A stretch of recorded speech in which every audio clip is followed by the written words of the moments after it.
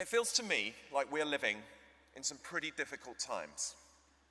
They're fractious, they're fragmented, and I think we risk losing, as a country, a shared sense of what is true and what is right.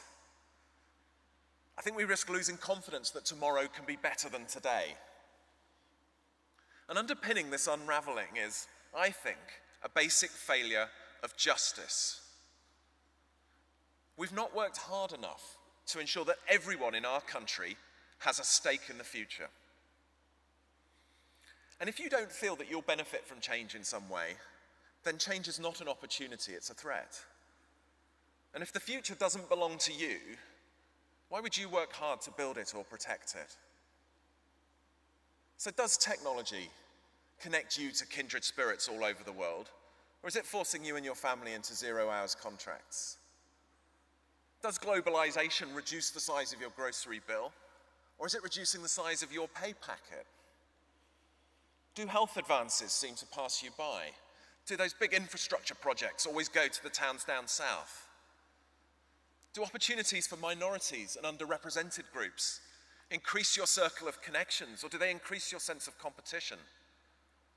For some people, the tomorrow they're being offered just doesn't seem very inspiring. They feel like they're locked out of the fruits of progress, and they're troubled by change. And I think now we can see this discontent, this disconnect in our politics.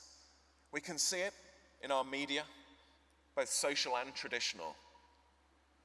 And it's not distant from education. We can see it in protests outside primary schools about LGBTQI education. So let me say now, while I have the chance here, that we are proud that you represent the most diverse cohort in our history. And it is important that we reflect the communities and the young people we serve.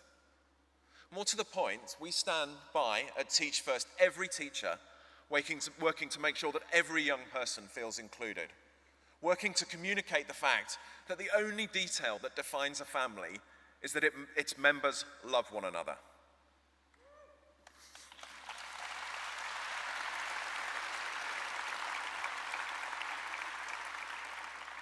And while we understand that some people feel threatened, we believe this progress is wholly positive. And it's our job at Teach First and as teachers to persuade everybody of this. So what does it mean to have a stake in the future? It means the power to make your own choices, to take a shot at the opportunities that are out there and claim their benefits, to be eligible and able to compete, to see yourself as welcome and worthy, to have that voice, to see how to navigate from where you are today to where you want to be, to possess the skills and the knowledge, to know how to work the system.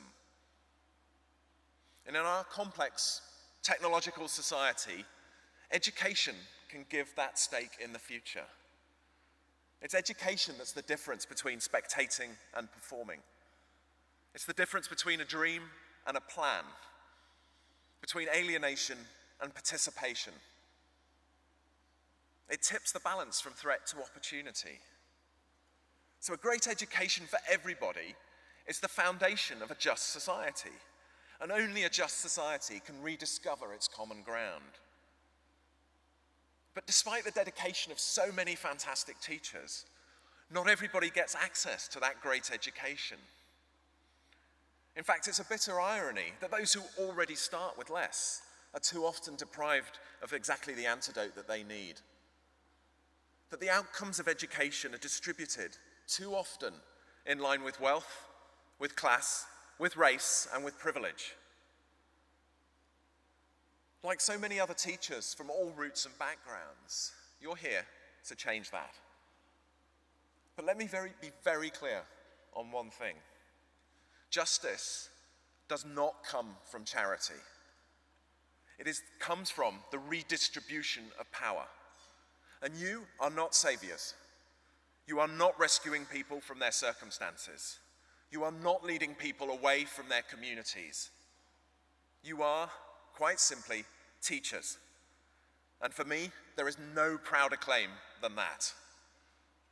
You are giving young people the power to change their own circumstances as they see fit, to lead and to serve their communities.